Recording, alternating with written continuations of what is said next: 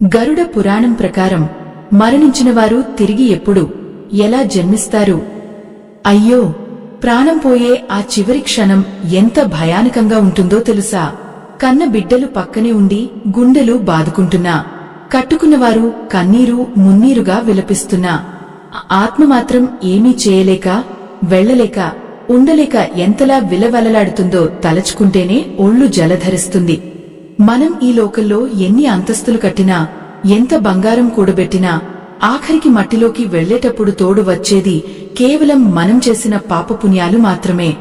మరణం అనేది ఒక ముగింపు కాదు, అది ఒక సుదీర్ఘమైన ప్రయాణానికి ఆరంభం మాత్రమే అని గరుడ పురాణం చెబుతోంది. అసలు ఒక మనిషి చనిపోయిన తర్వాత ఆత్మ ఎక్కడికి వెళ్తుంది? తిరిగి భూమి మీదకు రావడానికి ఎన్ని రోజులు పడుతుంది? అసలు మళ్లీ జన్మ ఉంటుందా లేదా అన్నది ప్రతి ఒక్కరూ తెలుసుకోవాల్సిన ఒక పరమ రహస్యం. ఈ రహస్యాలను పూర్తిగా అర్థం చేసుకోవాలంటే ఈ కథను చివరి వరకు చూడండి.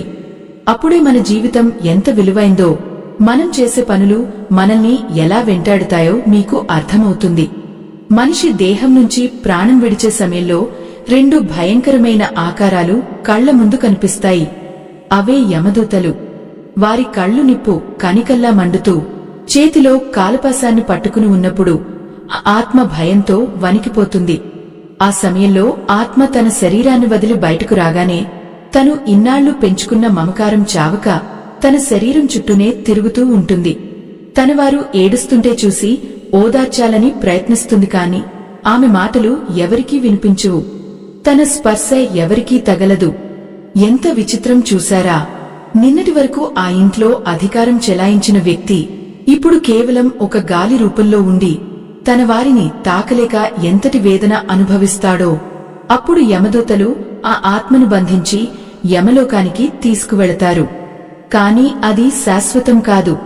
కేవలం 24 గంటల పాటు ఆ ఆత్మకు యమలోకాన్ని చూపిస్తారు.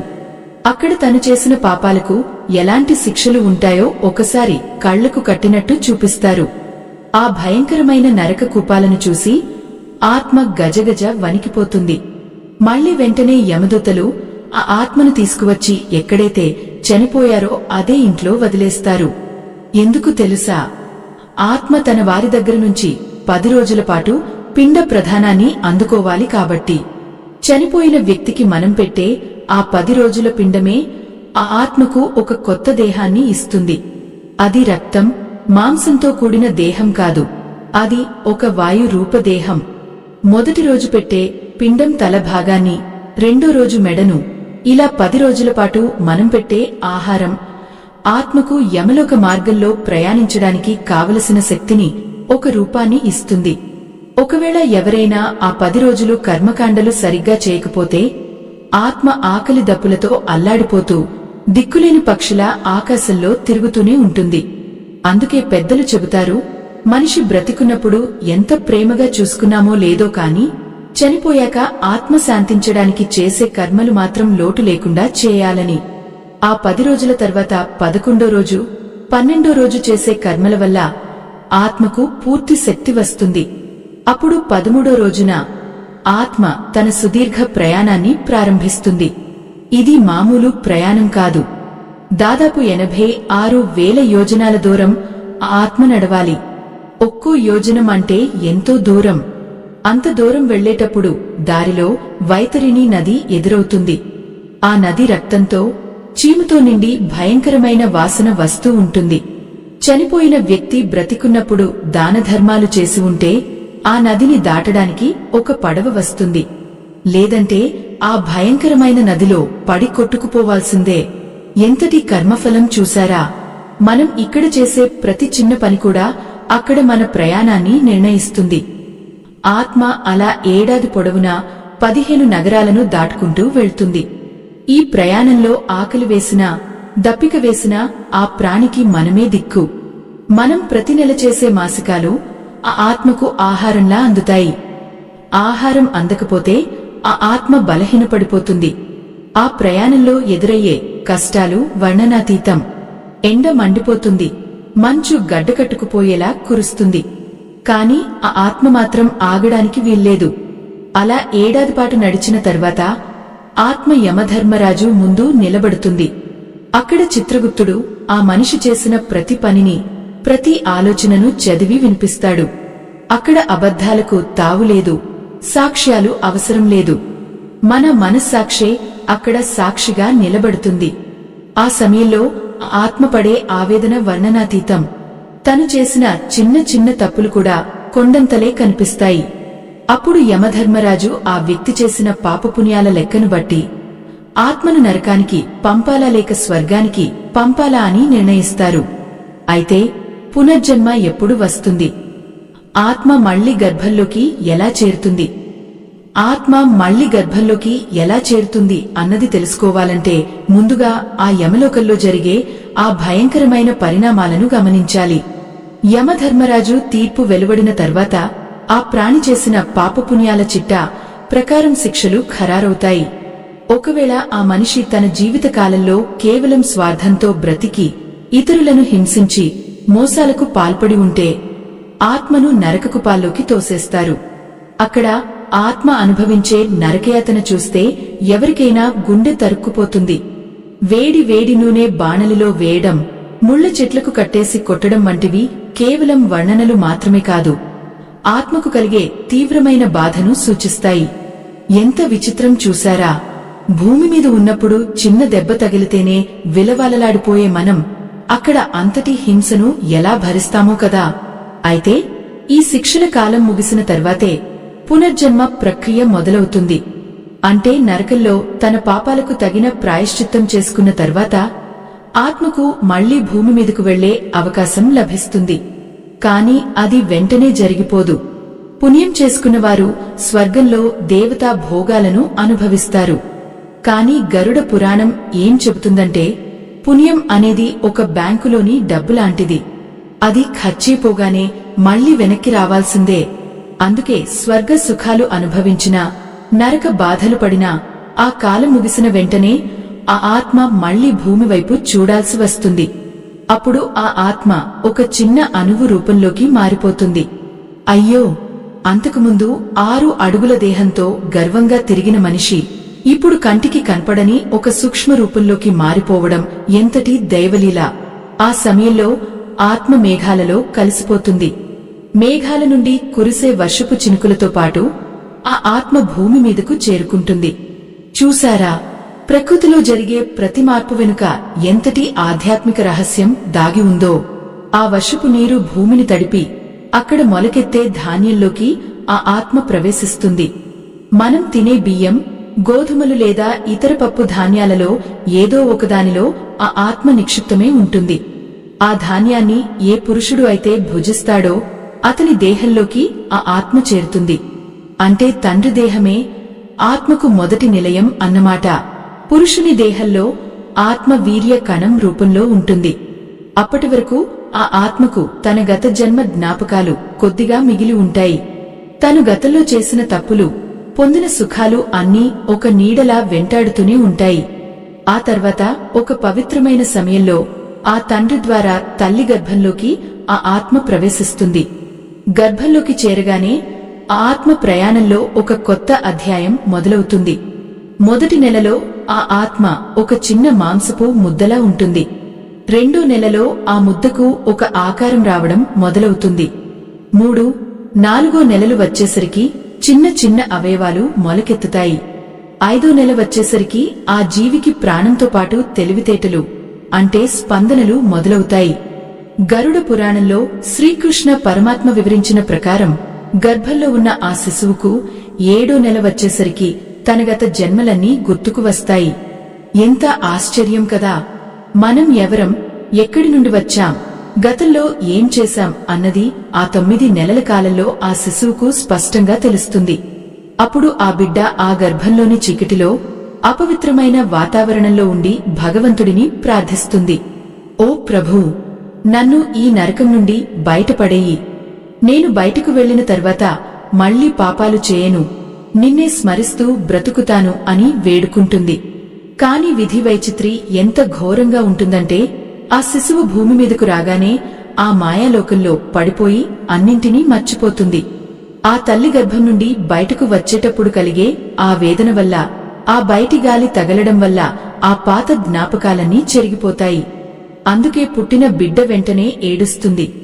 ఆ ఏడుపులో అర్థం ఏంటో తెలుసా? అయ్యో, నేను దేవుడికి ఇచ్చిన మాట తప్పబోతున్నానా, మళ్ళీ ఈ మాయా ప్రపంచంలో చిక్కుకోబోతున్నానా అన్న ఆవేదనే ఆ ఏడుపు.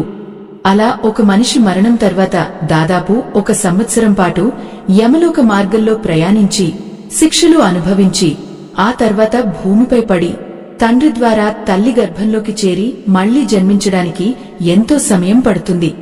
అయితే అందరికీ ఒకేలాంటి జన్మలు రావు. కొందరు ధనవంతుల ఇంట్లో పుడతారు, మరికొందరు పేదరికంలో పుడతారు. కొందరు ఆరోగ్యంగా పుడితే కొందరు పుట్టుకతోనే వికలాంగులుగా పుడతారు. దీనికి కారణం ఏంటో తెలుసా? అది కూడా గరుడ పురాణం చాలా వివరంగా చెబుతోంది. మన గత జన్మలో మనం చేసిన దానధర్మాలు, మనం ఇతరుల పట్ల చూపిన దయ మన తర్వాతి జన్మను నిర్ణయిస్తాయి. బ్రతికున్నప్పుడు ఒకరిని మోసం చేసి సంపాదించిన సొమ్ముతో హాయిగా ఉన్నామని అనుకుంటాం, కాని అది మన తర్వాతి జన్మలో దారిద్ర్యం రూపంలో వెంటాడుతుంది. అందుకే పెద్దలు ఊరికే అనలేదు, మనం చేసే ప్రతి పనికి ఒక ప్రతిఫలం ఉంటుందని. ఆ ప్రతిఫలం ఈ జన్మలో కాకపోయినా వచ్చే జన్మలో ఖచ్చితంగా అనుభవించాల్సిందే. అలా అనుభవించాల్సిందే కాబట్టే కొందరు పుట్టుకతోనే ఎందుకు కష్టాలు పడుతున్నారో మనకు అర్థం కావాలి.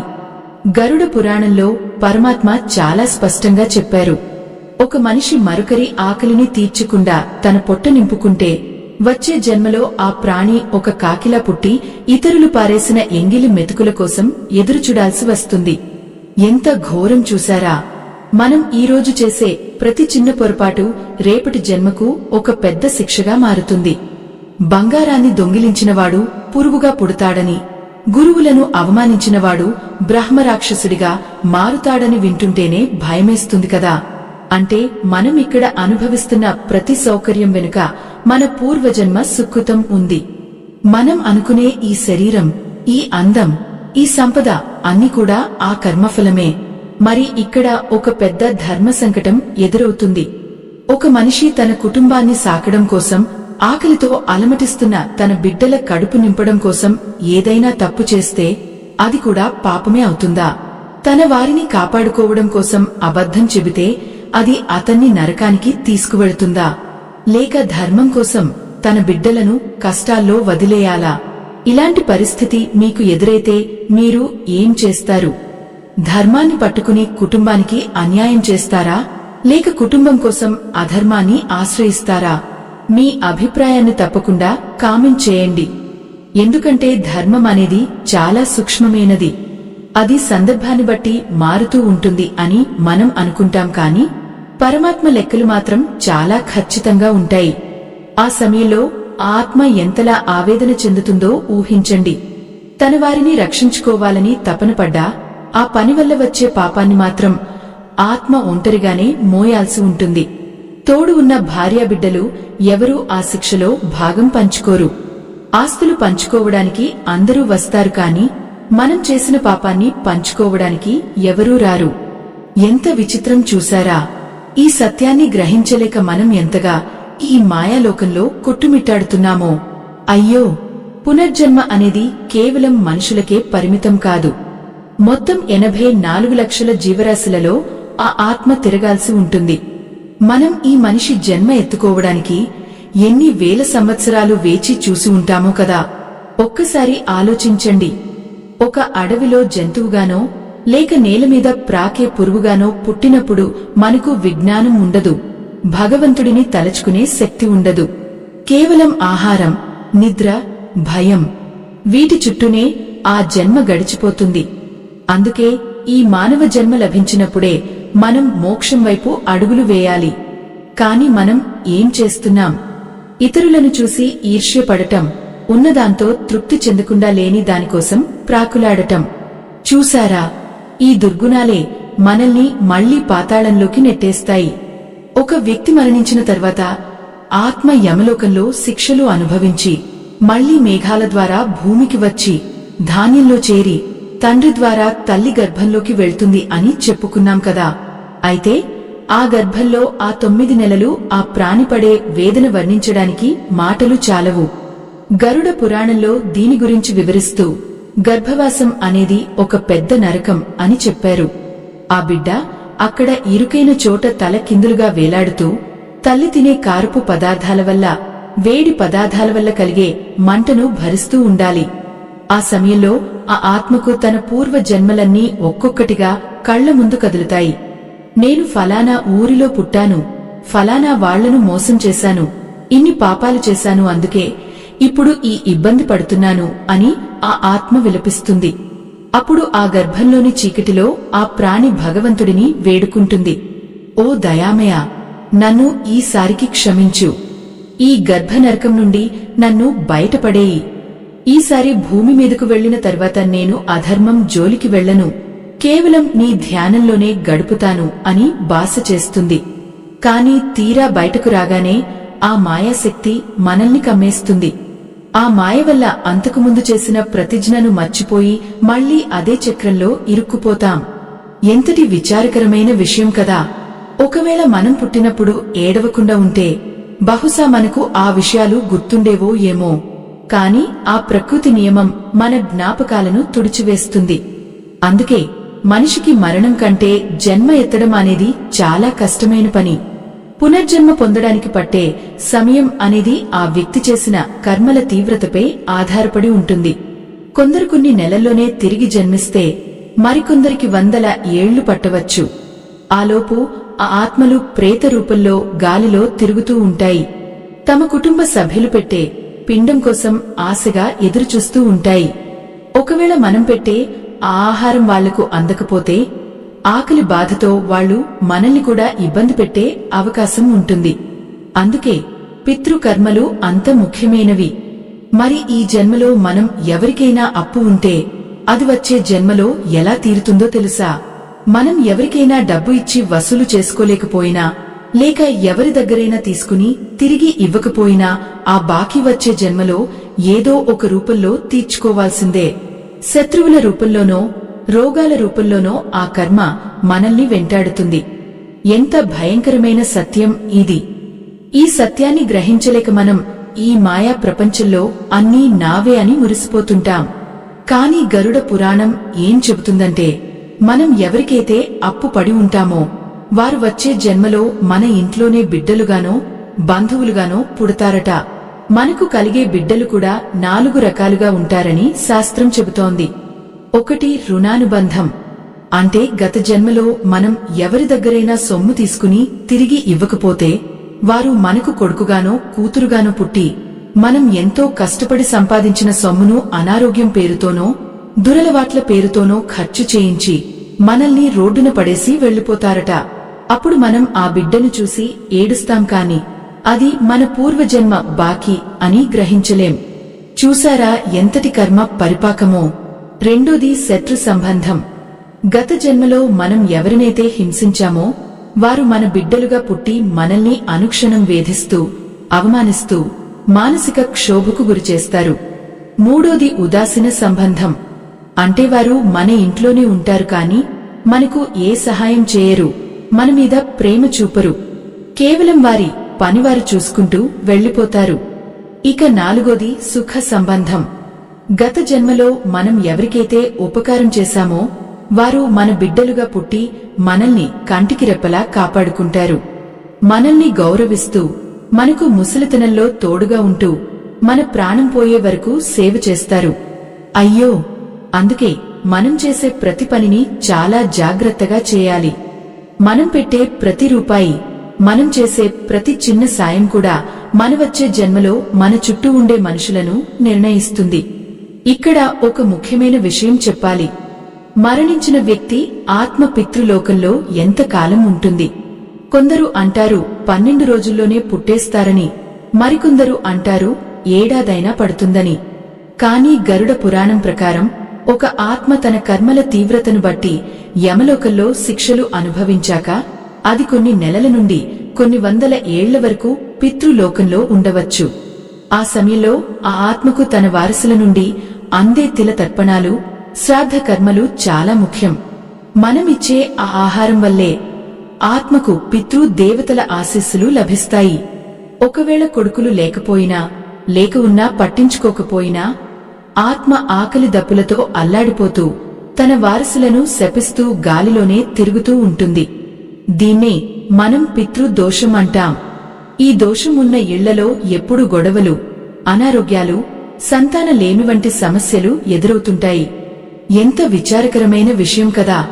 మనం చేసే ఒక చిన్న నిర్లక్ష్యం మన పూర్వీకుల ఆత్మలను ఎంతలా బాధిస్తుందో. అసలు ఆ ఆత్మ మళ్లీ జన్మ ఎత్తే ముందు తనకి ఏ శరీరం రాబోతుందో తెలుస్తుందా అని మీకు సందేహం కలగవచ్చు. అవును, ఆత్మ యమలోకంలో ఉన్నప్పుడే తన తర్వాతి జన్మకు సంబంధించిన సూచనలను చూస్తుంది. అంటే తాను చేసిన పాపాలకు శిక్షగా పశువుగా పుట్టాలా, పక్షిగా పుట్టాలా లేక మనిషిగా పుట్టాలా అన్నది ఆ ఆత్మకు ముందే తెలుస్తుంది. అప్పుడు ఆ ఆత్మ చేసే ఆవేదన వర్ణనాతీతం. తను చేసిన తప్పులను తలచుకుంటూ ఛీ, నేను ఎంతటి పని చేశాను, మళ్లీ ఈ చక్రంలో పడిపోతున్నాను అని ఏడుస్తుంది. కాని అప్పటికే కాలం మించిపోతుంది.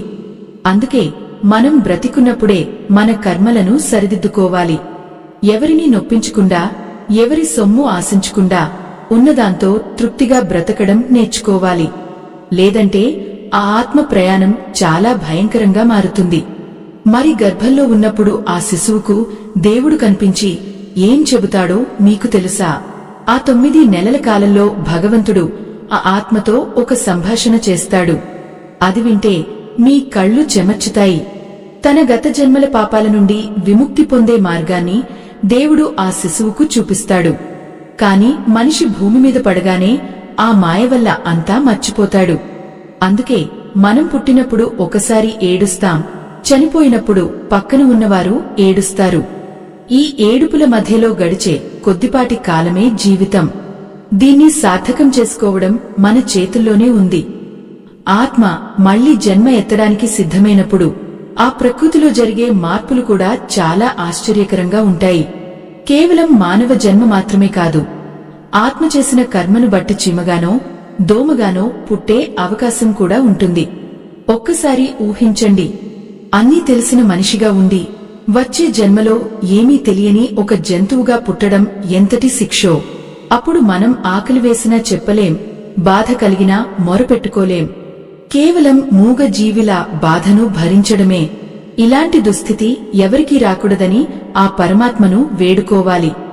యమధర్మరాజు ఆ ఆత్మను విడిచిపెట్టే సమయంలో చిత్రగుప్తుడు ఒక నివేదికను ఇస్తాడు. ఆ నివేదికలో ఆ ఆత్మ ఏ జన్మలో ఎలాంటి యోనిలో పుట్టాలి, ఎంతకాలం భూమి మీద ఉండాలి, ఎవరి గర్భంలోకి వెళ్లాలి అన్నది ఖచ్చితంగా రాసి ఉంటుంది. అది చూసిన తర్వాత ఆత్మ వాయువులో కలిసిపోయి మేఘాల వైపు ప్రయాణిస్తుంది. ఆకాశంలో ఉన్న మేఘాలు వర్షించినప్పుడు ఆ చినుకులతో పాటు ఆ ఆత్మ భూమి మీదకు చేరుకుంటుంది. ఆ వర్షపు నీరు భూమిలో ఉన్న పంటలకు ప్రాణం పోస్తుంది. అలా ఒక బియ్యపు గింజలోనో లేక ఒక పండులోనో ఆ ఆత్మ నివసిస్తుంది. ఆ పండును ఎవరైనా పురుషుడు తిన్నప్పుడు అతని రక్తం ద్వారా అతని శరీరంలో వీర్య కణంగా మారుతుంది. ఆ తర్వాత ఒక పవిత్రమైన ముహూర్తంలో ఆ పురుషుడి ద్వారా ఆత్మ మాతృ గర్భంలోకి చేరుకుంటుంది. అక్కడి నుండే మళ్లీ ఒక కొత్త జీవితం మొదలవుతుంది. మరి ఆ గర్భంలో ఉన్నప్పుడు ఆ శిశువుకు వచ్చే ఆ భయంకరమైన కలలు ఏంటో తెలుసా? ఆ గర్భంలోని చీకటిలో ఆ చిన్ని ప్రాణం అనుభవించే వేదన వర్ణనాతీతం. 7వ నెల వచ్చేసరికి ఆ శిశువుకు పూర్తి స్పృహ వస్తుంది. ఆ సమయంలో ఆ ఆత్మ తన పూర్వ జన్మలన్నింటినీ ఒక సినిమాలాగా కళ్ల ముందు చూస్తుంది. అయ్యో, నేను గత జన్మలో ఎంతటి తప్పు చేశాను, ఎవరిని మోసం చేశాను, ఎందుకు ఇప్పుడు ఈ నరకంలో పడి ఉన్నాను అని ఆ శిశువు విలవలలాడుతుంది. ఆ గర్భాశయంలో ఉండే జఠరాగ్ని వల్ల ఆ చిన్ని శరీరానికి మంటలు పుడుతుంటే తన చుట్టూ ఉన్న అపవిత్రమైన ద్రవాల మధ్య ఊపిరి ఆడక ఆ ప్రాణి పడే తపన చూస్తే దేవుడైనా కరిగిపోవాల్సిందే. ఆ సమయంలోనే ఆత్మ పరమాత్మను వేడుకుంటుంది. ఓ నారాయణ, నన్ను ఈసారికి క్షమించు. ఈ గర్భనరకం నుండి నన్ను బయటపడేయి. నేను భూమి మీదకు వెళ్లిన తర్వాత నిన్నే స్మరిస్తూ ఉంటాను, ఎవరికీ హాని చేయను అని వేలసార్లు మొక్కుకుంటుంది. ఇంతటి అమూల్యమైన సనాతన ధర్మ రహస్యాలను 10 మందికి చేరవేస్తున్న మా బృందం సనాతన ధర్మం కోసం పడుతున్న శ్రమకు మీ మద్దతు స్కానర్ ద్వారా అందించండి. మీ చిన్న సహాయం ఎంతో మందిలో ధర్మ జ్ఞానాన్ని నింపడానికి ఉపయోగపడుతుంది. కాని ఆ పరమాత్మ మాయ ఎంత బలమైనదో చూడండి. ఆ శిశువు గర్భంలో ఉన్నప్పుడు తన తప్పులను ఒప్పుకుని మళ్లీ జన్మ ఎత్తకూడదని, మోక్షం కావాలని కోరుకుంటుంది. కాని ఆ 9 నెలలు గడిచేలోపు ఆత్మపడే చిత్రహింసలు మన ఊహకు కూడా అందవు. తల్లి తీసుకునే ఆహారం వల్ల ఆ శిశువుకు ఎంతో ఇబ్బంది కలుగుతుంది. తల్లి కారంగా ఉండే పదార్థాలు తింటే ఆ శిశువు దేహం అంతా మంటగా ఉంటుంది. తల్లి వంగినప్పుడు, నడిచినప్పుడు ఆ చిన్నారికి గర్భంలో ఎంతో ఘోరమైన బాధ కలుగుతుంది. అయినా కూడా ఆ ప్రాణి కేవలం భగవంతుడి నామాన్ని తలచుకుంటూ కాలం గడుపుతుంది. ఆ 9 నెలలు అంటే ఆత్మకు 9 యుగాల్లా కనిపిస్తాయి. చూశారా, మనం ఈరోజు హాయిగా తిరుగుతున్నాం కాని మనం ఇక్కడికి రావడానికి ఎంతటి నరకాన్ని దాటి వచ్చామో ఒక్కసారి ఆలోచించండి. ప్రతి మనిషి ఆ నరకాన్ని దాటి వచ్చినవాడే. కాని పుట్టిన వెంటనే అన్నీ మర్చిపోయి మళ్లీ అహంకారంతో విర్రవిగుతుంటాం. ఇలా గర్భంలో ఉన్న శిశువు పడే బాధలను గరుడ పురాణం గర్భనరకం అని పిలుస్తుంది. ఆ సమయంలో ఆ ఆత్మ తన బంధువులను, మిత్రులను అందరినీ గుర్తు చేసుకుంటుంది. కాని ఎవరూ తనను రక్షించలేరని తెలుసుకుంటుంది. కేవలం ఆ దైవం మాత్రమే తనను బయటకు పంపగలడు అని గ్రహించి నిరంతరం స్తుతిస్తూ ఉంటుంది. ఆ పవిత్రమైన ఆలోచనలతోనే ఆ శిశువు అవయవాలు పూర్తి స్థాయికి వస్తాయి. 9వ నెల రాగానే ఆ శిశువు బయటకు రావడానికి సిద్ధమవుతుంది. అప్పుడు జరిగేది ఒక పెద్ద వింత. ఆ సమయంలో ఒక ప్రత్యేకమైన గాలి ఆ శిశువును క్రిందికి నెడుతుంది. ఆ ఒత్తిడికి శిశువు ఎముకలు విరిగిపోతాయేమో అన్నంత నొప్పి కలుగుతుంది. ఆ నొప్పితో ఆ ప్రాణి స్పృహ కోల్పోయే పరిస్థితికి వస్తుంది. అప్పుడు ఆ శిశువు తలక్రిందులుగా ఆ ఇరుకైన ద్వారం నుండి బయటకు వస్తుంది. అయ్యో, అలా బయటకు వచ్చిన వెంటనే ఆ చల్లటి గాలి తగలగానే ఆ వైష్ణవ మాయ శిశువును కమ్మేస్తుంది.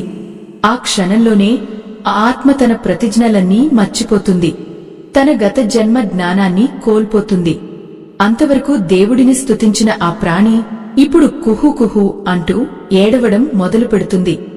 ఆ ఏడుపులో అర్థం ఏంటో తెలుసా? నేను ఎవరో మర్చిపోయాను, నా గమ్యం మర్చిపోయాను అని ఆ ఆత్మ పడే ఆవేదనాది. అలా ఒక మనిషి జన్మ మళ్లీ మొదలవుతుంది.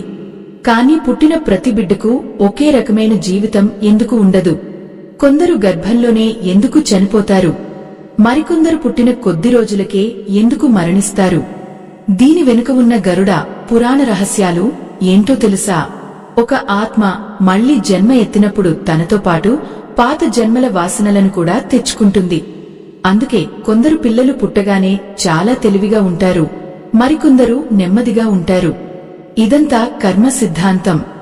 మనం ఏ పువ్వు నుండి అయితే తేనెను సేకరిస్తామో ఆ తేనెలో ఆ పువ్వు రుచి ఎలా ఉంటుందో, అలాగే మనం ఏ కర్మలు చేస్తామో ఆ కర్మల రుచి మన కొత్త జన్మలో కనిపిస్తుంది. ఒకవేళ ఒక వ్యక్తి తన గత జన్మలో ఎవరికైనా తీరని అన్యాయం చేసి ఉంటే ఆ వ్యక్తి తన కొత్త జన్మలో ఆ అన్యాయానికి గురైన వారి దగ్గరికే ఏదో ఒక రూపంలో వెళ్లాల్సి వస్తుంది. ఎంత విచిత్రం చూశారా? ప్రకృతి నియమం ఎంత ఖచ్చితంగా ఉంటుందో. మనకు తెలియకుండానే మనం మన పాత శత్రువుల దగ్గరకు బంధువులుగా చేరుకుంటాం. అక్కడ మళ్లీ ఆ రుణాన్ని తీర్చుకోవాల్సి ఉంటుంది. అందుకే పునర్జన్మ అనేది ఒక అప్పులు తీర్చుకునే ప్రయాణం లాంటిది. ఈ ప్రయాణంలో మనం ఎప్పుడు ఎక్కడ ఎవరిని కలుస్తామో ఎవరికి తెలియదు. కాని ఆ పరమాత్మకు మాత్రం అంతా తెలుసు. ఆయన రాసిన ఆ నాటకంలో మనం కేవలం పాత్రధారులం మాత్రమే. మరి ఆ ఆత్మలు భూమి మీదకు వచ్చేటప్పుడు కేవలం మనుషులుగానే వస్తాయా, లేక వేరే రూపాల్లో కూడా వస్తాయా అన్నదానికి గరుడ పురాణం చెప్పే సమాధానం వింటే మన గుండె ఒక్క క్షణం ఆగిపోతుంది. అయ్యో, ఈ అనంతమైన సృష్టిలో 84 లక్షల జీవరాశులు ఉన్నాయని మన పెద్దలు చెబుతారు కదా. ఒక ఆత్మ మనిషిగా పుట్టడానికంటే ముందు ఈ లక్షలాది జన్మల ద్వారా ప్రయాణించాల్సి ఉంటుంది. మనం చేసిన పాప పుణ్యాల తీవ్రతను బట్టి ఆ పరమాత్మ మనకు ఏ జన్మ ఇవ్వాలో నిర్ణయిస్తారు. చూశారా, ఈరోజు మనం ధరించిన ఈ పట్టు వస్త్రాలు, మనం అనుభవిస్తున్న ఈ సౌకర్యాలు అన్నీ తాత్కాలికమే. మనం చేసే ప్రతి అకృత్యం, మనల్ని ఒక్కో మెట్టు క్రిందికి నెట్టేస్తుంది. గరుడ పురాణంలో శ్రీకృష్ణ పరమాత్మ వివరించిన ప్రకారం ఒక మనిషి మరొకరి ఆస్తిని అన్యాయంగా ఆక్రమిస్తే అతను వచ్చే జన్మలో ఒక విష సర్పంలా పుట్టి ఆ భూమి చుట్టూ తిరుగుతూ ఉంటాడట. ఎంతటి దారుణం కదా! బ్రతికున్నప్పుడు అధికారం కోసం ఆరాటపడితే మరణాంతరం ఆ భూమిని వదిలి వెళ్లలేక పాము రూపంలో తన వారిని కూడా కాటేసే స్థితికి చేరుకుంటాడు. అలాగే ఎవరైతే గురువులను, తల్లిదండ్రులను దూషిస్తారో వారు అడవిలో, ఎడారిలో నీరు దొరకని బ్రహ్మరాక్షసులుగా పుట్టి కొన్ని వందల ఏళ్లపాటు ఆకలి దప్పులతో అలమటించాల్సిందే. ఆ సమయంలో ఆ ఆత్మపడే వేదనను చూసి యమదూతలు కూడా జాలిపడరు. ఎంత విచిత్రం చూశారా! మనం ఈ లోకంలో ఎవరినైనా మోసం చేయవచ్చు కాని ఆ కాలపురుషుడిని మోసం చేయడం ఎవరి తరమూ కాదు. ఒకవేళ ఒక పురుషుడు పరాయి స్త్రీని మోహించి ఆమె జీవితాన్ని నాశనం చేస్తే అతను వచ్చే జన్మలో ఒక కుక్కగా పుట్టి వీధుల వెంట తిరుగుతూ అందరితో తన్నులు తినాల్సి వస్తుంది. స్త్రీల పట్ల అగౌరవంగా ప్రవర్తించే వారికి వచ్చే జన్మలో దారుణమైన శిక్షలు ఉంటాయి.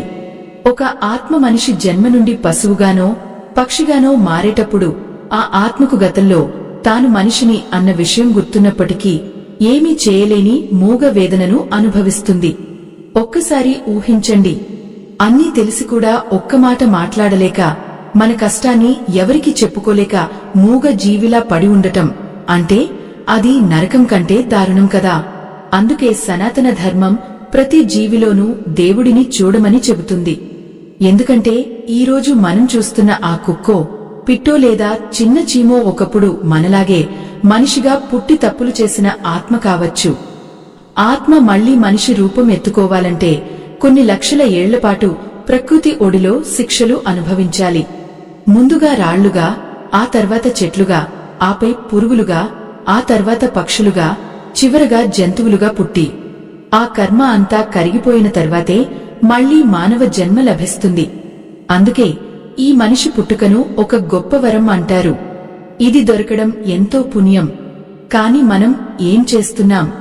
ఈ అమూల్యమైన జన్మను కేవలం తిండి, నిద్ర, విలాసాల కోసం ఖర్చు చేస్తున్నాం. అయ్యో, ఎంతో కష్టపడి సంపాదించిన బంగారాన్ని రోడ్డు మీద పరేసుకున్నట్టే ఉంది మన పరిస్థితి. గరుడ పురాణంలో ఒక చోట ఇలా ఉంటుంది: ఎవరైతే దానధర్మాలు చేయకుండా కేవలం తన కోసం మాత్రమే దాచుకుంటారో వారు వచ్చే జన్మలో గద్దలుగా పుట్టి ఇతరుల ఆహారం కోసం వేచి చూడాల్సి వస్తుంది. చూశారా, ప్రకృతి నియమం ఎంత విచిత్రంగా ఉంటుందో! నువ్వు ఏది ఇతరులకు ఇవ్వవో అది నీకు కూడా దొరకని స్థితికి నువ్వు చేరుకుంటావు. మరికొందరు అడుగుతుంటారు, మరి పుణ్యం చేస్తే కేవలం మనిషిగానే పుడతారా అని. పుణ్యం చేసిన వారు స్వర్గలోకాలలో దేవతా రూపాలు పొందుతారు. కాని ఆ పుణ్య ఫలం ముగియగానే మళ్లీ భూమి మీదకు రావాల్సిందే.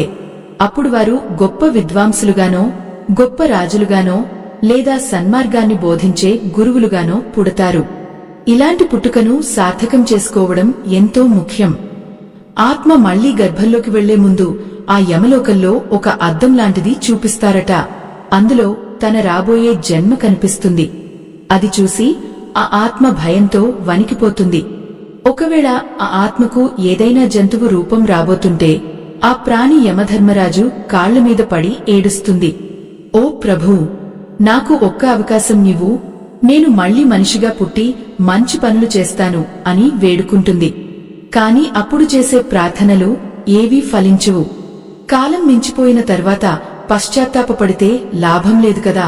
అందుకే పెద్దలు ఊరికే అనలేదు, చేతులు కాలకముందే ఆకులు పట్టుకోవాలని. మనం ఈ క్షణంలో చేసే ప్రతి పని మన మరుసటి జన్మకు పునాది వేస్తుంది. ఒకవేళ మనం ఎవరికైనా అన్నం పెడితే వచ్చే జన్మలో మనకు ఆహారానికి లోటు ఉండదు. ఎవరికైనా విజ్ఞానాన్ని పంచిపెడితే వచ్చే జన్మలో మనం గొప్ప మేధావులుగా పుడతాం. అలా కాకుండా ఎవరినైనా కించపరిస్తే వచ్చే జన్మలో మనం కూడా అందరి చేత చీత్కరించబడే స్థితికి చేరుకుంటాం. ఎంతటి కర్మ పరిపాకం చూశారా! ఈ సృష్టిలో ఏదీ ఓరికే పోదు. ప్రతిదానికి ఒక లెక్క ఉంటుంది. ఆ లెక్కను సరిచూసే ఆ యమధర్మరాజు కళ్ళు మనల్ని ఎప్పుడూ గమనిస్తూనే ఉంటాయి. ఈ మాయా ప్రపంచంలో మనం కళ్ళు మూసుకుని అబద్ధాలు ఆడవచ్చు కాని ఆత్మ సాక్షిగా మనం చేసే ప్రతి దోషం మన పునర్జన్మను ప్రభావితం చేస్తుంది. మరి మరణం తర్వాత ఆత్మ ఎన్ని రోజులకు మళ్లీ భూమి మీదకు వస్తుంది? అందరికీ ఒకే సమయం పడుతుందా అంటే లేదు. అది ఆ వ్యక్తి చేసిన కర్మల తీవ్రతను బట్టి మారుతూ ఉంటుంది. కొందరు చనిపోయిన కొన్ని రోజులకే మళ్లీ పుట్టవచ్చు. మరికొందరు వందల ఏళ్లపాటు ఆ గాలిలోనే తిరుగుతూ ఉండవచ్చు. అది ఎలా సాధ్యమో, ఏ కర్మలు చేసినవారు ఎన్నాళ్లపాటు ఆత్మరూపంలో ఉండాలో అది ఎలా సాధ్యమో తెలుసుకోవాలంటే మనం ఒక ముఖ్యమైన విషయాన్ని అర్థం చేసుకోవాలి. అకాల మరణం పాలైన ఆత్మలు అంటే ప్రమాదాల్లోనో లేక ఆత్మహత్యల వల్లనో చనిపోయిన వారు వెంటనే జన్మ ఎత్తడం అసాధ్యం. ఎందుకంటే ఆ పరమాత్మ రాసిన ఆయుష్షు ఇంకా మిగిలే ఉంటుంది. ఆ ఆయుష్షు తీరే వరకు ఆ ఆత్మలు భూలోకానికి పరలోకానికి మధ్యలో ఉండే ఆ అంతరిక్షంలోనే ప్రేత రూపంలో తిరుగుతూ ఉండాలి. అయ్యో, ఆకలి వేసినా, తినలేక దప్పిక వేసినా, తాగలేక వారు పడే ఆవేదన వర్ణనాతీతం. అందుకే మన పెద్దలు అంటుంటారు, ఎవరు కూడా తమ ప్రాణాన్ని తాము తీసుకోకూడదని. అది ప్రకృతికి విరుద్ధమైన పని. అలా చేసినవారు కొన్ని వందల ఏళ్లపాటు గాలిలోనే ఉండి తమవారు పెట్టే పిండం కోసం ఆశగా ఎదురుచూస్తూ ఉంటారు. వారి శరీరానికి ఒక రూపం ఉండదు కాని వారికి ఆకలి మాత్రం కలుగుతూనే ఉంటుంది. చుట్టూ ఉన్న గాలిలో కలిసిపోయి తమవారు వండుకునే ఆహారపు వాసన చూస్తూ ఏమీ తినలేక ఆత్మలు విలవలలాడుతూ ఉంటాయి. ఎంతటి దారుణం కదా! ఒక మనిషి మరణించిన తర్వాత పితృలోకానికి చేరుకోవడానికి 1 సంవత్సరం సమయం పడుతుంది. ఆ ఏడాది కాలం ముగిసిన తర్వాతే ఆత్మకు పునర్జన్మకు సంబంధించిన అనుమతి లభిస్తుంది. కాని ఇక్కడ ఒక విచిత్రమైన విషయం ఉంది. కొందరు పుణ్యాత్ములు తమ దేహాన్ని వదిలిన వెంటనే మరొక పవిత్రమైన గర్భంలోకి ప్రవేశిస్తారు. అది వారి సాధన, వారి పుణ్యఫలం. కాని సామాన్యుల పరిస్థితి అలా ఉండదు. ఆత్మ పితృలోకంలో ఉండి తన వంశీయులు చేసే శ్రాద్ధ కర్మల ద్వారా వచ్చే శక్తిని పొందుతూ ఉంటుంది. మన భూలోకంలో 1 సంవత్సరం గడిస్తే పితృలోకంలో 1 రోజుతో సమానం. అంటే మనం పెట్టే వార్షికోత్సవ పిండం వారికి 1 రోజు ఆహారం లాంటిది. చూసారా మన కర్మలు వారి ప్రయాణాన్ని ఎంతగా ప్రభావితం చేస్తాయో. మన నిర్లక్ష్యం వల్ల మన పితృ దేవతలు ఆకలితో అలమటించడం ఎంతటి పాపమో కదా! ఆ ఏడాది కాలం తర్వాత యమలోకపు తీర్పు వెలువడుతుంది. అక్కడ ఆ ఆత్మకు ఏ జన్మ రావాలో నిర్ణయించిన తర్వాత మళ్లీ భూమి మీదకు ఆ ఆత్మ వాయువు రూపంలో ప్రయాణిస్తుంది. వర్షం కురిసినప్పుడు ఆ మేఘాల నుండి ఆత్మ ధాన్యంలోకి చేరుతుంది. ఆ ధాన్యాన్ని తండ్రి భుజించినప్పుడు అది అతని శరీరంలోకి ప్రవేశించి చివరకు తల్లి గర్భంలోకి చేరుతుంది. ఈ ప్రయాణంలో ఎక్కడా ఆటంకం కలగకూడదు. ఒకవేళ ఆ ధాన్యం జంతువులకు ఆహారంగా వెళ్తే ఆత్మ జంతువుగా పుడుతుంది. ఒకవేళ ఆ వర్షపు నీరు సముద్రంలో కలిస్తే ఆత్మ జలచరంగా మారుతుంది. ఎంతటి గడ్డు కాలం చూశారా! ప్రతి అడుగులోనూ ప్రమాదం పొంచి ఉంది. ఆత్మ మళ్లీ మనిషిగా పుట్టాలంటే ఆ తండ్రి ఆ ధాన్యాన్ని తినాలి, ఆ తల్లి గర్భం సిద్ధంగా ఉండాలి. ఇదంతా ఆ పరమాత్మ లీలే. గరుడ పురాణంలో దీని గురించి వివరిస్తూ ఆత్మ పడే వేదనను కళ్లకు కట్టినట్టు చెప్పారు. గర్భంలో చేరిన తర్వాత ఆత్మకు తన పాత బంధాలు గుర్తొస్తాయి. తన భార్య, తన పిల్లలు, తన ఆస్తులు అన్నీ గుర్తుకు వచ్చి నేను వారితో ఉండలేకపోతున్నానే అని తుంహకిస్తుంది. కాని అక్కడ ఎవరూ తన బాధను వినేవారు ఉండరు. ఆ చీకటి గదిలో ఆ చిన్ని ప్రాణం ఒంటరిగా గడపాలి. ఎంత విచిత్రం చూశారా! మనం బయట ఉన్నప్పుడు ఒంటరితనాన్ని భరించలేం, కాని ఆ గర్భంలో 9 నెలలు అంతటి ఏకాంతాన్ని ఎలా భరిస్తామో కదా! ఆ సమయంలోనే ఆత్మకు జ్ఞానోదయం కలుగుతుంది. ఇదంతా నా మాయ, ఇది నా భ్రమ అని తెలుసుకుంటుంది. కాని తీరా బయటకు రాగానే మళ్లీ అదే పాత లోకం కమ్మేస్తుంది. ఆ పుట్టిన బిడ్డను చూసి మనం సంబరపడతాం, కాని ఆ బిడ్డ పడిన ఆవేదన ఆత్మకు మాత్రమే తెలుసు. ఆ తల్లి పడే ప్రసవ వేదన కంటే ఆత్మ పడే వేదన 1000 రెట్లు ఎక్కువగా ఉంటుంది. ఆ చిన్న ద్వారం నుండి బయటకు వచ్చేటప్పుడు ఆత్మ ఎముకలు విరిగిపోతాయేమో అన్నంత నొప్పి కలుగుతుంది. అప్పుడు ఆ ఆత్మ గట్టిగా ఏడుస్తుంది. ఆ ఏడుపు విన్న తల్లి తండ్రులు మురిసిపోతారు, కాని ఆ ప్రాణి మళ్లీ మాయా ప్రపంచంలో పడుతున్నాను అని పడే ఆవేదన అది. అలా మనిషి మరణం నుండి జన్మ వరకు జరిగే ఈ ప్రయాణం ఒక చక్రంలా తిరుగుతూనే ఉంటుంది. ఈ చక్రం నుండి విముక్తి పొందాలంటే ఏం చేయాలో కూడా గరుడ పురాణం చెబుతోంది. కేవలం పుట్టడం చావడం కాదు మన లక్ష్యం. ఈ పునర్జన్మ అనే బంధం నుండి బయటపడి మోక్షాన్ని పొందడమే మన అసలు లక్ష్యం కావాలి. కాని మనం ఏం చేస్తున్నాం? వచ్చిన అవకాశాన్ని వదులుకుని మళ్లీ నరక యాతనను కోరి తెచ్చుకుంటున్నాం. అయ్యో, ఎంత అమాయకులం మనం! మన ఇంద్రియాల సుఖం కోసం చేసే పనులు మనల్ని ఎన్ని జన్మలపాటు కష్టపెడతాయో ఈ పురాణం వింటేనే అర్థమవుతుంది. మరణించిన వారు తిరిగి రావడానికి పట్టే కాలం అనేది కేవలం సమయానికి సంబంధించింది కాదు, అది వారి కర్మ ఫలానికి సంబంధించింది. కొందరు 100 ఏళ్ల తర్వాత పుట్టినా తమ పాత ఇంట్లోనే పుట్టే అవకాశం ఉంటుంది. అప్పుడు ఆ ఆత్మ తన పాత వాసనలను గుర్తిస్తుంది. అందుకే కొందరు పిల్లలు చిన్నప్పటి నుండే వింతగా ప్రవర్తిస్తారు, పాత విషయాలను చెబుతారు. ఇవన్నీ కల్పితాలు కావు, ఆ ఆత్మ వెంట తెచ్చుకున్న జ్ఞాపకాలు. ఆ మరణానంతర ప్రయాణంలో ఎదురయ్యే వైతరిణి నదిని దాటడం దగ్గర నుండి యమలోకపు కష్టాల వరకు అన్నీ కూడా మనం చేసిన దాన ధర్మాలపైనే ఆధారపడి ఉంటాయి. మనం బ్రతికున్నప్పుడు ఒకరికి కనీసం మంచినీరు ఇచ్చినా అది ఆ పరలోకంలో మనకు గంగాజలంలా ఉపయోగపడుతుంది. ఒకరికి అన్నం పెడితే అది అక్కడ మనకు ఆకలి తీరుస్తుంది. ఎంతటి గొప్ప సత్యమో కదా! ఈ ప్రపంచంలో మనం ఎవరికి ఏది చేసినా అది మళ్లీ మన దగ్గరికే వస్తుంది. ఒకరికి కీడు తలపెడితే అది తిరిగి మనల్ని 30 ఏళ్ల తర్వాతైనా వెంటాడుతుంది. అది ఆత్మరూపంలో ఉన్నప్పుడైనా లేక కొత్త జన్మలోనైనా సరే. కర్మ నుండి తప్పించుకోవడం బ్రహ్మ దేవుడి వల్ల కూడా కాదు.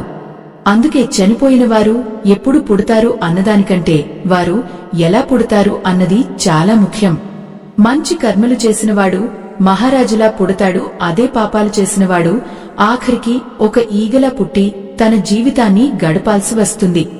యమలోకంలో ఉండే ఆ వైతరిణి నది గురించి వింటేనే మన ఒళ్ళు వణికిపోతుంది కదా!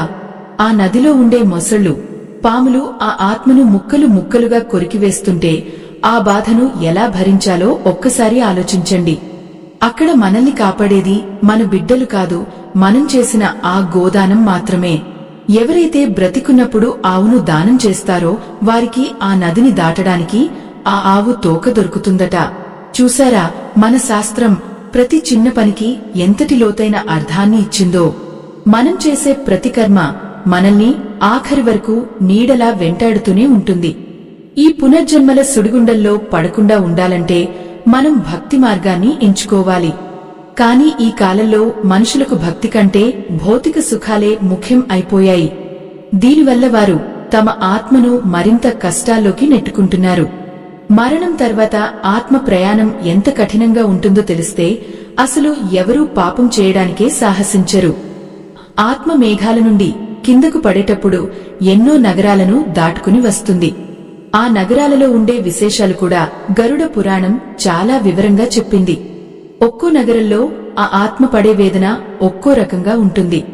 ఆకలి దప్పుల వల్ల ఆత్మ సొమ్మసిల్లి పడిపోయినప్పుడు ఆ ఆత్మకు పితృలోకం నుండి వచ్చే నీరే ఆధారం. అందుకే తర్పణాలు వదలడం అంత ముఖ్యమని మన పెద్దలు చెబుతుంటారు. మనకు అర్థం కాని ఈ సృష్టి రహస్యాలు గరుడ పురాణంలో నిక్షిప్తమే ఉన్నాయి. మనం ఆత్మగా ఉన్నప్పుడు మనకు రూపం ఉండదు, కాని భావనలు మాత్రం ఉంటాయి. ఆ భావనలే మనల్ని మళ్లీ ఈ భూమి మీదకు లాక్కొస్తాయి. ఒకవేళ మనకు కోరికలు ఏమీ లేకపోతే అప్పుడు పునర్జన్మ ఉండదు, కాని ఆ స్థితిని చేరుకోవడం ఎంత కష్టమో మీకు తెలుసు కదా. మనకు మనుషుల మీద ఆస్తుల మీద ఉండే మమకారమే మనల్ని మళ్లీ ఇక్కడికి తీసుకువస్తుంది. ఈ బంధాల నుండి బయటపడే మార్గం ఏంటో తెలుసుకోవాలంటే మన కర్మలను మనం సరిచూసుకోవాలి. ఆత్మ ప్రయాణంలో ఆఖరి ఘట్టం ఎలా ఉంటుందో, ఆఖరి జన్మ రహస్యం ఏంటో మనం తెలుసుకోవాలి. ఆఖరి జన్మ రహస్యం ఏంటో తెలుసుకుంటే మనం చేసే ప్రతి పనిలో భయం, భక్తి అలవడతాయి. ఆ 9 నెలల గర్భవాసం ముగిసి ఆ జీవి భూమి మీదకు వచ్చే ఆ అద్భుత క్షణమే మనిషికి రెండో మరణం లాంటిది. ఎందుకంటే అంతవరకు పరమాత్మతో ఉన్న అనుబంధం ఆ క్షణంతో తెగిపోతుంది.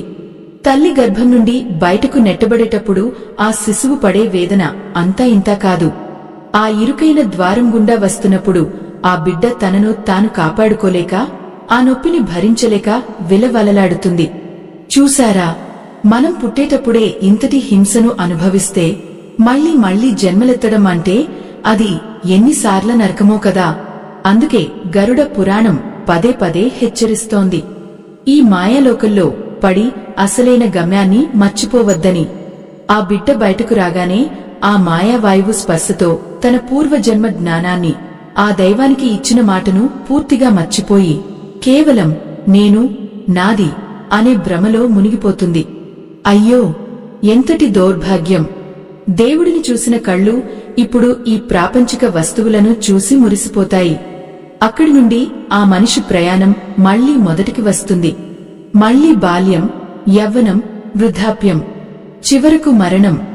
ఈ చక్రం నుండి విముక్తి పొందాలంటే కేవలం పుణ్యం చేస్తే సరిపోదు, నిష్కామ కర్మ చేయాలి.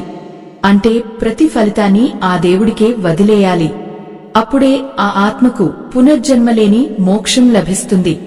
ఒకవేళ ఈ జన్మలో మనం మన బాధ్యతలను విస్మరించి అధర్మంగా బ్రతికితే మళ్లీ ఆ యమలోక మార్గం, ఆ వైతరిణీ నది, ఆ గర్భనరకం మనకోసం సిద్ధంగా ఉంటాయి. ఎంత భయంకరం కదా! మన పూర్వీకులకు మనం చేసే కర్మలు వారు తర్వాతి జన్మలో మంచి స్థితిలో ఉండటానికి ఎంతగానో తోడ్పడతాయి. అందుకే గయలో పిండ ప్రదానం చేయడం, ప్రతి సంవత్సరం తిథులను పాటించడం మన ధర్మంలో ఒక ముఖ్య భాగమయ్యాయి. ఒకవేళ చనిపోయిన వారు పితృదేవతలుగా మారితే వారు మనల్ని అనుక్షణం కాపాడుతూ ఉంటారు. అదే వారు ప్రేత రూపంలో ఉండిపోతే ఆ కష్టాలు మన ఇంటిని చుట్టుముడతాయి. చూశారా, ఒక మనిషి మరణం అనేది కేవలం ఆ వ్యక్తికి సంబంధించినది కాదు, అది మొత్తం ఆ వంశానికే సంబంధించిన విషయం. గరుడ పురాణం వినడం వల్ల మనకు కలిగే అతిపెద్ద లాభం ఏంటంటే మరణం పట్ల భయం పోయి జీవితం పట్ల ఒక బాధ్యత పెరుగుతుంది. మనం ఈ భూమి మీద అతిథులం మాత్రమే, ఇక్కడ ఏదీ శాశ్వతం కాదు అన్న సత్యం మనకు అర్థమవుతుంది. మనం సంపాదించిన కోట్లు, మనం కట్టుకున్న భవనాలు అన్నీ ఇక్కడే ఉండిపోతాయి. ఆ యమధర్మరాజు ముందు మనం ఒంటరిగానే నిలబడాలి. అక్కడ మన వెంట వచ్చేది కేవలం మనం చేసిన గోదానం, అన్నదానం మరియు మనం పలికిన సత్యం మాత్రమే. ఎంత విచిత్రం చూశారా! మనం దేనికోసం అయితే రాత్రి పగలు కష్టపడి సంపాదిస్తామో అది మనకు ఏమాత్రం తోడురాదు. కాని మనం ఎవరికీ తెలియకుండా చేసిన చిన్న సాయం మాత్రం అక్కడ మనల్ని రక్షించడానికి ఒక పెద్ద కవచంలా నిలబడుతుంది. ఈ పునర్జన్మల రహస్యం తెలుసుకున్న ప్రతి ఒక్కరూ తమ జీవితాన్ని ధర్మబద్ధంగా మార్చుకోవాలి. ఎవరినీ నొప్పించకూడదు, ఏ ప్రాణిని హింసించకూడదు. అప్పుడే ఆ పరమాత్మ మనల్ని ఈ జన్మ మృత్యువుల సంకెళ్ల నుండి విముక్తులను చేస్తాడు.